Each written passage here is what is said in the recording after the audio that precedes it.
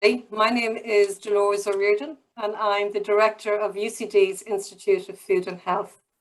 And I'm delighted to welcome you here this evening to the UCD's Institute of Food and Health Public Lecture Series. And this is designed to give you the expert's opinion on topical areas that may be concerning you in the area of food, diet, and health. So I'm delighted that you can join us this evening, and the topic is going to be on making sense of food labels. We'll have two speakers, Fiona Lalor and Dr. Celine Murrin. The event tonight will be moderated by Professor Lorraine Brennan. So I'll hand over now to Lorraine. She'll introduce you to the speakers. And just before we do that, to remind you, the way the session is going to operate is that the speakers will begin their talk. We won't take any questions until the end. And if you do have questions to pose, you can put them either in the questions and answers tab or in the chat. And then Lorraine will moderate the questions at the end, and hopefully we'll have the opportunity to take as many questions as you're posing and time for discussion at the end. So over to you now, Lorraine. Thank you very much, Dolores. It's my great pleasure tonight to introduce our two speakers, Dr. Fiona Lalor and Dr. Celine Murrin. So Fiona has worked in the area of food regulation for over 20 years. She began her career in Food Safety Authority of Ireland, and she worked on changes to the enforcement of food safety legislation following the BSC crisis. Following that, Fiona worked in IBEC, and she spent 5 years working in the food and drink industry Ireland. In 2007, Fiona joined UCD to complete her PhD on the topic of nutrition and health claims on foodstuffs in the Irish marketplace. And she has since then been in UCD. And in 2020, she commenced the role of Programme Director for the MSc in Food, Nutrition and Health.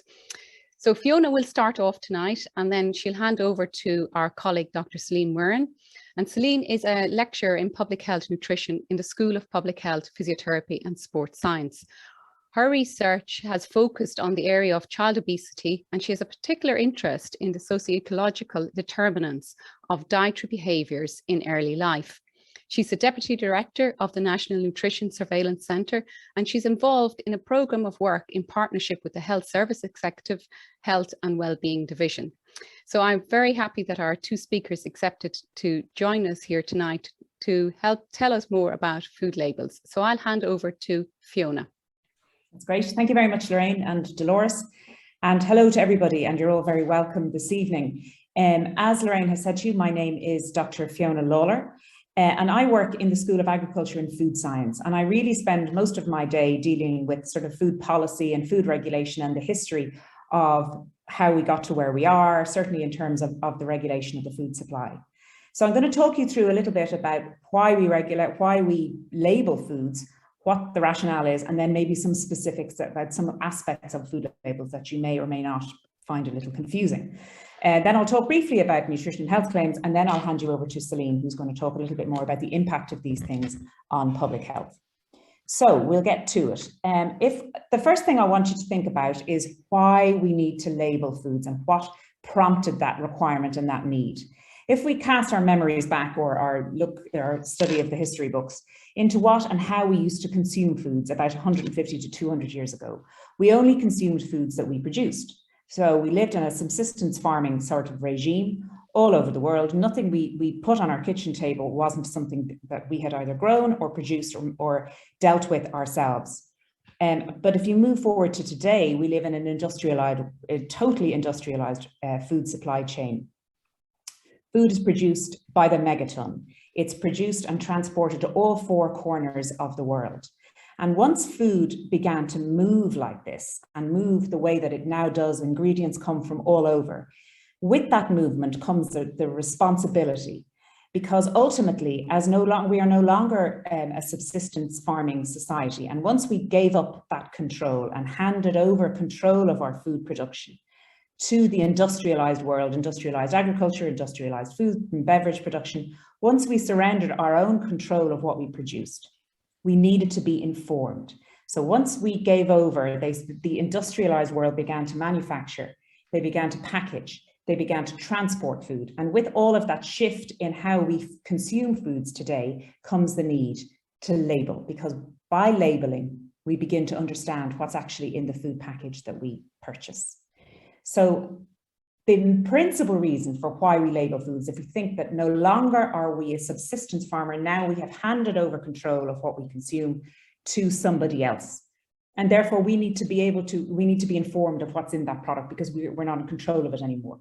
So the reason why we label foods is principally to inform consumers of their content, both from a safety perspective, but also in latter years from a nutrition and health perspective.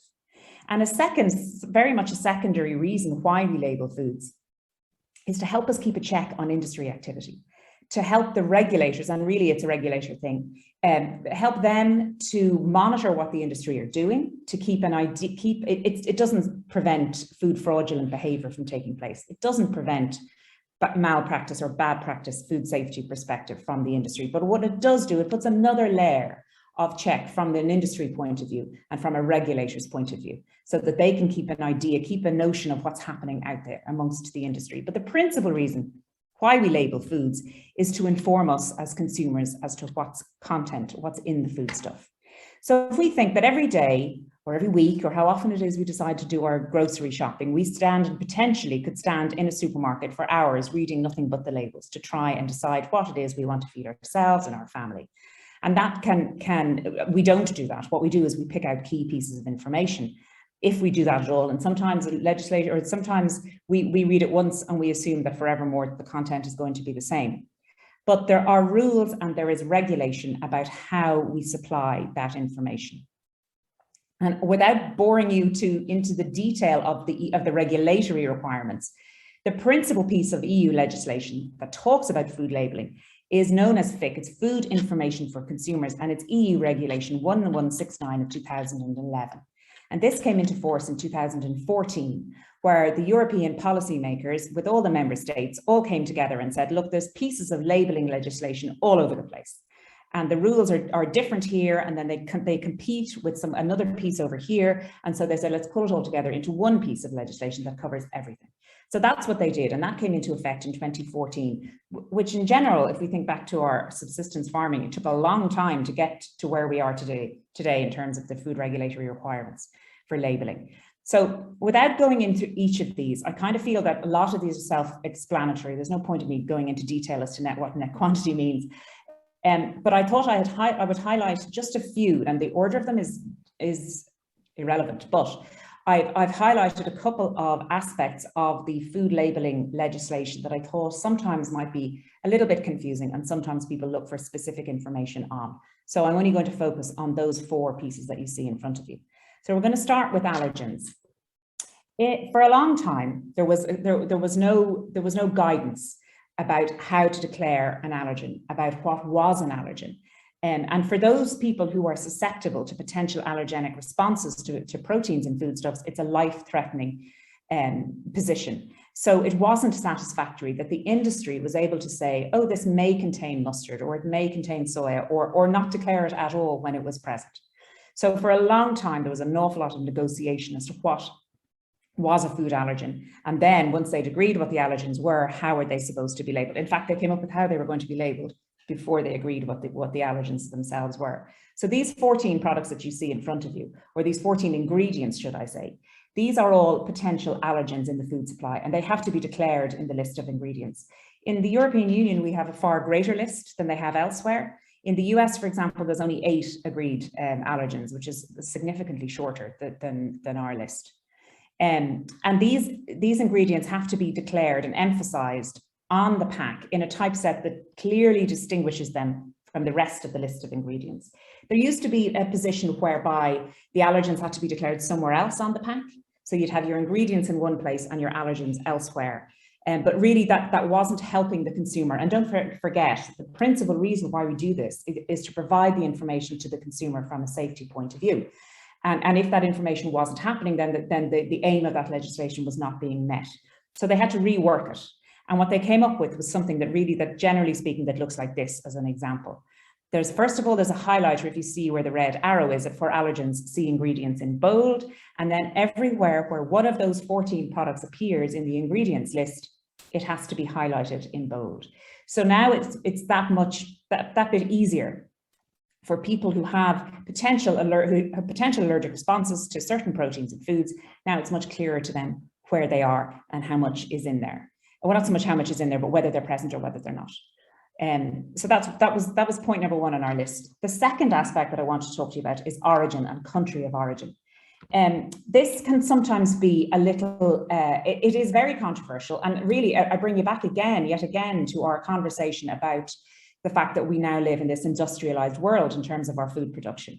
So we consume foods that come from everywhere and ingredients that come from everywhere in one final product, and it's very difficult to declare that. How do you declare that?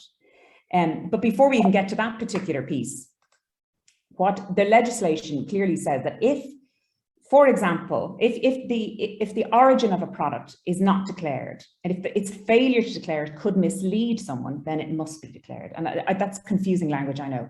But if, for example, you would be forgiven for thinking that if you were to pick up a pizza like this, produced in a box which has the Italian flag colours on it, with a photograph or a picture of the Leaning Tower of Pisa on it, you would be forgiven for thinking that this product came from Italy and was produced in Italy.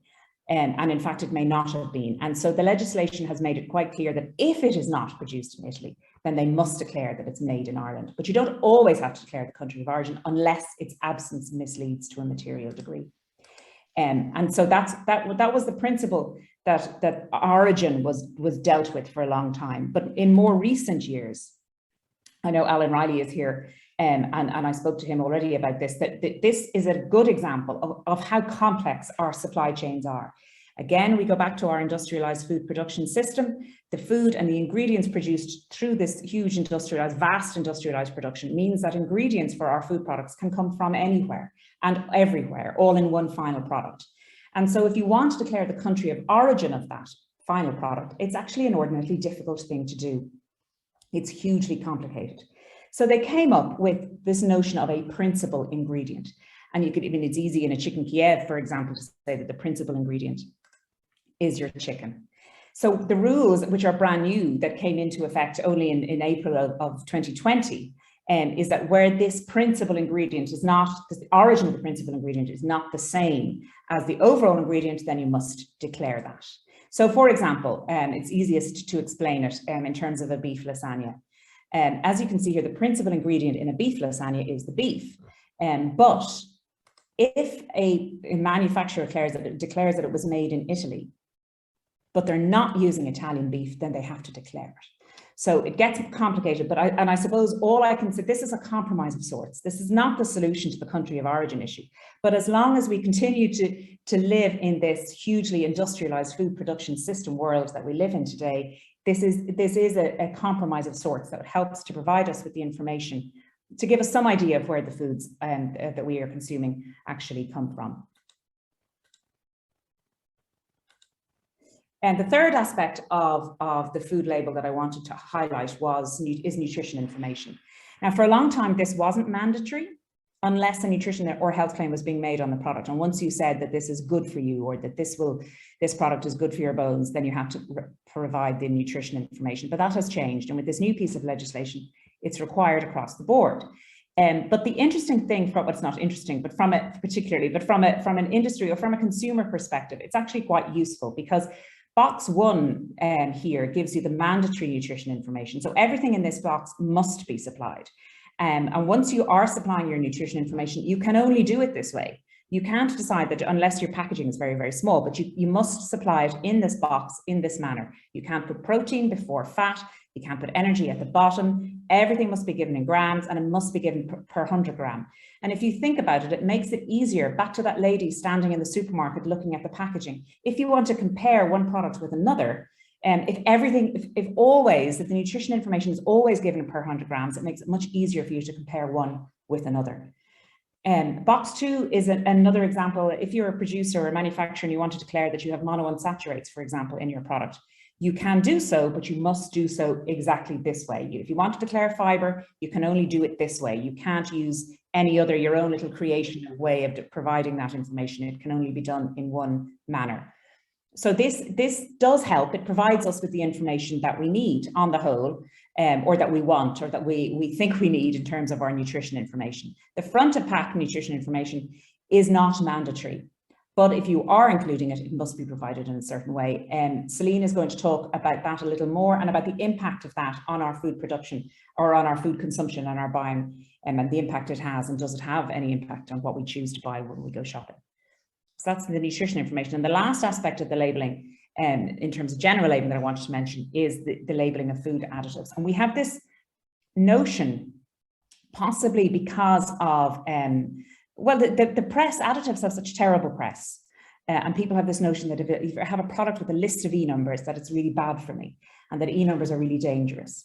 And the reality is that if you see an E number, the E means that it has been considered and assessed and tested from a safety perspective by the European Union, who have subsequently then approved the use of this additive. So in fact, and also back yet again, I go to our industrialization of our food supply. If we want to consume and continue to consume foods that come from all four corners of the earth, then we're going to have to use additives. It's not possible to supply food without using these additives in this way. And so I think it would be great if we could stop being so frightened of additives, because they play a very important role in our food production system. And in terms of how we label them, we have to use their category name. So for example, here in our flavored biscuits, we've got a flavor enhancer. You must declare the category name and then the specific name, or if you prefer, the E number. E numbers were really brought about because for two reasons. Firstly, consumers were terrified of all these lists of what seemed to be chemicals, and they didn't like that, and it wasn't informative. They were very confusing. And secondly, they were very, very long. The words and the names for these chemicals are very long, and there just wasn't the space on the packaging. So they came up with this alternative way of supplying the information. So consumers or manufacturers can either use a specific name, or they can use the E number if they prefer. So that's an option that they have in terms of labeling of food additives. And these are some additional mandatory statements that you'll see on packaging. And these really are required from a safety perspective. If some of these products contain some of these ingredients, then they have to have a safety statement that goes alongside them. And these are ad hoc pieces of legislation that are ad hoc statements that don't really fall into any specific category in terms of food labeling, but they must be declared from a safety perspective. And then I go from their general labeling rules, and really from that point of view, they're just statements. There are ways that you must follow in order to do them. Some of them are very controversial, and sometimes they're just very straightforward. But the really, I suppose, what I find particularly the interesting aspect is not so much all of that. That's quite uniform. It's nutrition and health claims which are particularly interesting, and health claims specifically. And so I just want to mention to you, to explain firstly and foremost the difference between the two, and then we'll just talk a tiny bit about them. So firstly, what is it? These are nutrition claims. A nutrition claim is just that. It is a statement of fact. So you see the Glennisk yogurt, which is a low-fat organic yogurt. There are very clear rules and regulations according to EU legislation as to what it must be. If you're going to say something is low in fat, precisely how much fat is in there. And the same for the good source of calcium. The phrase good source of has very clear rules. If something is high in protein, if it's low in sugar, these are all nutrition statements. They're called nutrition claims, but they have all been approved for use on food packaging. And the list in legislation is very clear. It's a table. It gives you, for example, if you want to say that a product is energy reduced or is low energy, then you must follow the conditions of use that are outlined in the legislation. There's no deviation. It's a bit like the general labeling or the nutrition information. You can't decide that you want to declare something as low energy unless the product doesn't contain more than 40 kilocalories per 100 grams for solid. So it's actually quite easy for the industry to follow that. Not perhaps quite so easy for the consumer to follow it, but to be assured or reassured that there are very clear rules about how you can do that. Sometimes we get confused, I think, and it may well be a deliberate confusion on the part of the industry, but I'm not sure about that. But there are areas, for example, the issue of whole grain. Whole grain is not an approved nutrition claim. They applied for approval under the European Union system and they didn't get it, primarily because they're still not clear as to what the definition of a whole grain is in terms of the husk and the outer husk and the inner husk, and they haven't agreed what an actual definition of whole grain is. So that can put people off, but that doesn't suggest that there's anything wrong with making a whole grain claim. It's just that it's not approved under the list. So that's why it all gets a bit confusing, because some of them are right and some of them are wrong, and some of them are making statements that we understand and sometimes they don't, and sometimes there are rules and sometimes there aren't. But generally speaking, for most nutrition claims of product of which, or nutrients of which we are familiar, there are very clear rules as to how to go about doing that. And in that sense, they're not massively interesting. But what does get interesting from a science point of view is the health claim. Because what a health claim does is they take, health claim providers take a nutritional aspect of a food, a particular nutrient itself, whether it's a mineral or a vitamin, or indeed a different type of nutrient altogether, and they link that to an aspect of health. So in this example, beef provides protein and phosphorus, which are both needed for the normal growth and development of children's bones. Or Benecol is proven to reduce cholesterol.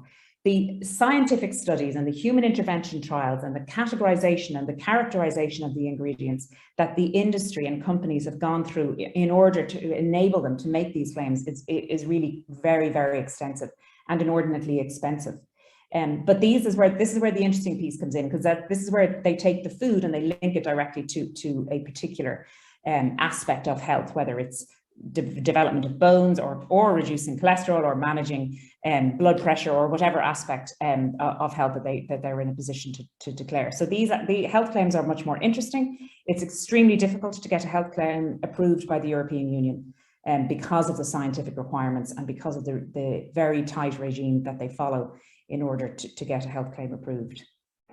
And so that's really what I wanted to talk to you about this evening. I've also given you here just two resources which are very useful. Another topic which I didn't really discuss is the use of food marketing terms, so things like natural or traditional, which often people find confusing, and they are, because the rules around them are a little bit vague. But a number of years ago, the Food Safety Authority produced guidance on that. It doesn't answer all the questions, but it is quite a useful resource.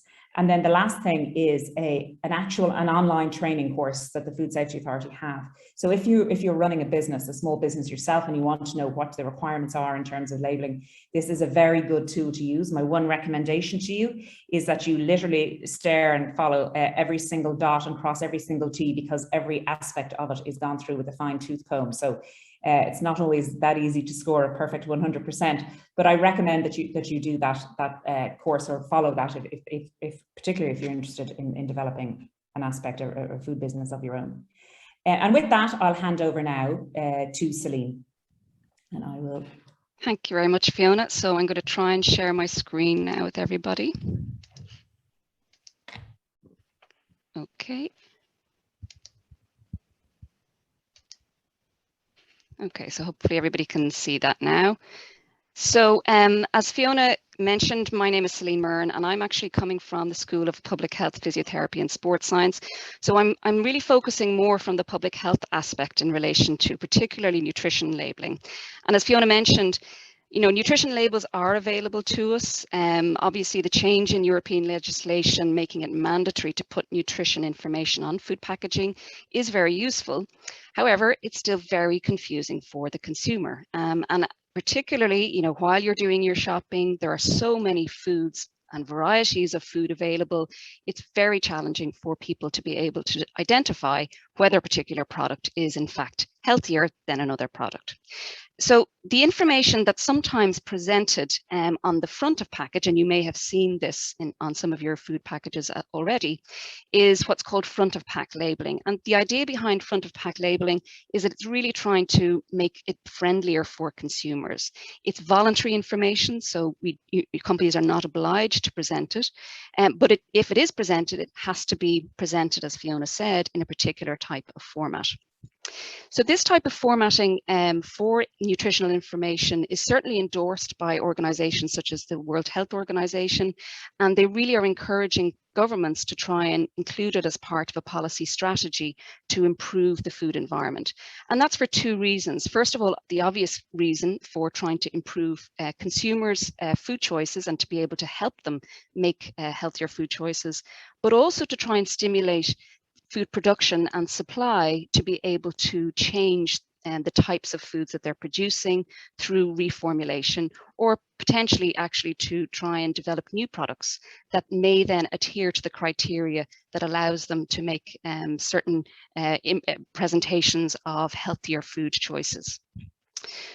So the front of pack labeling comes in a variety of different formats, and I've just presented some of the types of formats that are visible throughout the world.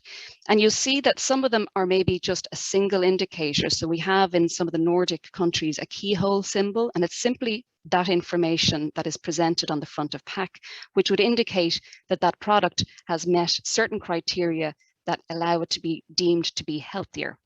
And similar type of symbols are being used in countries like Finland, where you can see a heart, or Singapore, where they have a kind of a food pyramid type of indication. The other extreme then, if you can see over to the left of the screen, are these types of nutrition, detailed nutrition information, which is a lot of the time used by companies. It does present a summary type of information for consumers, but it still can be a little bit complicated for a consumer to try and understand. And then in other countries we have, for instance, in Chile, where they have almost like a warning label on certain foods that tries to discourage consumers from consuming them because of particular nutrients that may be found in unhealthy amounts. And then in Australia, New Zealand, they have a type of a star rating, which again indicates the more number of stars, the healthier that particular product is deemed to be. But in the middle, then we have what are called traffic light types of labelings. And again, within that, there's a variety of different types of traffic light labelings. And really, the traffic light labelling is essentially a mixture. It's a hybrid between the extreme sort of detailed, what's called reductive type of nutritional information, where the consumer really has to have a lot of existing nutritional knowledge and information to be able to make a decision around whether that product is healthier. And then the other extreme, where the product is already indicated as being healthy without the consumer having any real involvement as part of that decision-making process. So the traffic light is basically a combination of those two, or it's a mixture between the two of those, where it gives you the detailed nutritional information, but it also provides you a color chart to indicate, well, what products maybe, or what nutrients in the product are in levels maybe that are higher than what we should be consuming as part of a healthier diet. The idea is that these particular indicators should be consumer friendly, so they should be allowing us to make easy, healthier decisions. And the presentation of this type of traffic light format really only indicates the nutrients that we shouldn't be eating in very large amounts. So what we have here is basically the greens, where we have a product. So for instance, the fat in this particular product is indicated as being green. So it means that it's in sufficiently low amounts for it to deem to be, you know, you can eat that particular amount of fat and it won't have a huge negative impact. Whereas you can see the sugar content of that particular product is deemed to be sufficiently high enough that it may, if you overconsume this product, it may have an impact on your overall sugar intake per day. And the amber then is a little bit where, you know, it's at a balance in terms of it's not particularly high, although it's not necessarily low, but you can still continue to eat those foods that are mostly amber. So what we have here, apart from the color coding, is the actual nutritional content of a serving of that particular food. So you can see that in grams here, we have 3 grams of fat, we have 1.3 grams of saturate, and so on. And what the product here is telling us is that's the information that's in a serving of that particular product. And if you compare that with, if you can see the table over on the right, this is what would be recommended for a normal adult, for an average adult every day. So if you can see that 3 grams of this from this particular product is contributing to 4% of our overall fat intake, which is 70 grams per day.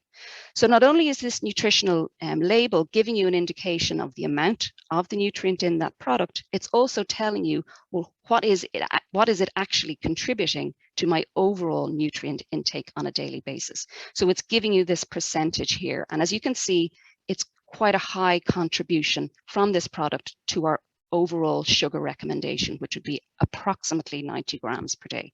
Now, not everybody will necessarily need 2,000 calories per day. Some people may need more, some people may need less, and similarly with different types of nutrients. So these are very much an average recommendation for most adults. There's very useful resources available. So again, if you want to know more information about looking at these particular labels and using, particularly if a food label doesn't have a color chart associated with it or a color band associated with it or traffic lights, the Irish Heart Foundation and Safe Food have really useful resources that'll help you to try and identify which one of these food products, if you're trying to compare them, might actually be a little bit too high in terms of looking at fat content, carbohydrate content, and salt. And you can see, for instance, if you're looking at that fat content, it's 27 grams per 100 gram. And you can see that that is actually quite a high content of fat there because it's over the 17.5 grams per 100 gram recommended per day. And so on. For sugar, you can see it's 41 grams, which is over the 22.5 grams, which is recommended per 100 grams. The one caution I would have, though, is that you do need to look at the actual serving size as well in these particular products, because the 100 gram may be perfectly fine for when you're consuming foods that are typically consumed in larger amounts. But it may depend on the type of product that you're consuming. And so it may not necessarily, looking at one particular product, so for instance, looking at something like a lasagna, you may actually be consuming not just 100 grams per day, but you could be consuming 400 grams per day of that particular product. Whereas, for instance, looking at a serving size of bread, a sliced pan, for instance, a serving 100 grams would be about 4 slices of bread, whereas in fact, most people would really only consume about 2 slices of bread. So you have to bear that in mind if you're trying to make comparisons. But if you're looking simply as a comparing product with product or like with like, then 100 grams is a good and useful tool for that. So the question then is whether or not all products, all packaged products should have a front of pack labeling. And there's been a huge amount of debate around this over the past 10 to 15 years in the European Union. As we can see, as I showed you, various countries use various different formats. And there's been a very big challenge to try and get an agreement on which particular system would be most appropriate to harmonise. And there's been a lot of evidence trying to look and compare the traffic light systems, trying to compare the very detailed nutrient information systems, trying to identify whether the check mark, for instance, might be a better option. And the research is demonstrating, for instance, these are experimental studies where they actually get consumers to actually choose products based on their label. And what they found was a lot of the front of pack labeling certainly increases people's intention. So it certainly increases people's knowledge of the nutritional content of those particular foods. But also it increases people's desirability. So they see that having a front of pack label, so that extra nutrition information, makes people want to buy that particular product more, regardless of the nutritional content. So regardless of whether it actually has a higher fat content, they still see it as being useful information, and it encourages them to actually buy that particular product. Other research as well has demonstrated that by and large, all of these front of pack systems, regardless of whether they're traffic light, regardless of whether it's a tick box, is that they do all encourage people to make healthier choices. But it can make certain information can make very specific healthier choices better for people. The one thing that they have identified, though, is traffic lights or the check symbols, for instance, certainly help the average consumer when they're out and about doing their normal shopping to make rapid decisions around healthier choices. A lot of the research has been conducted in very controlled environments, and they may not necessarily translate into everyday life. So when we're all doing our busy shopping and trying to pick foods very quickly, the very detailed information may not necessarily be as effective. This is a paper that was published quite recently in 2020, and really it's trying to synthesize a lot of the information, a lot of the studies that have been carried out over the last few years, and it's called a meta-analysis. And so it's really pulling together various studies, trying to compare them to see, well, which particular type of label has been demonstrated to be the most effective. And again, their conclusion was really any front of pack labeling compared to no front of pack labeling certainly reduces things like sugar and sodium, which is salt, in food purchases. And certain labels then may be more effective in trying to identify certain types of nutrients in particular food products. So for instance, the high in, if something is indicated as being high in, it can have an overall impact on sugar, calories, sodium, and the traffic light was more particularly effective in looking at lowering sodium intake in people's diets. So that's in terms of consumer purchasing and how people use food labelings to purchase their foods.